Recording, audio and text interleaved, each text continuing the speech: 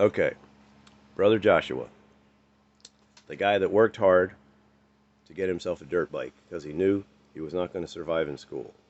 I am sitting in one of the most inspiring places in my current spiritual life, the home of Leah, the motorized bike builder. Actually, it's called Lions Fire. Lions Fire Motorized Bikes. And she is creating bike after bike after bike after bike.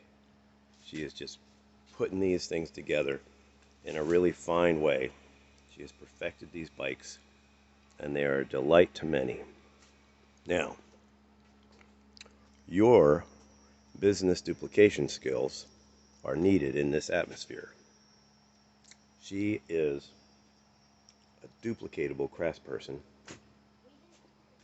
and I cannot wait for you to meet my friend Sam here, who is a origami craftsperson and really knows his stuff. So anyhow, glory, glory, glory. Peace be with you. What? You're learning your origami stuff on YouTube. Well, that's a good place to learn.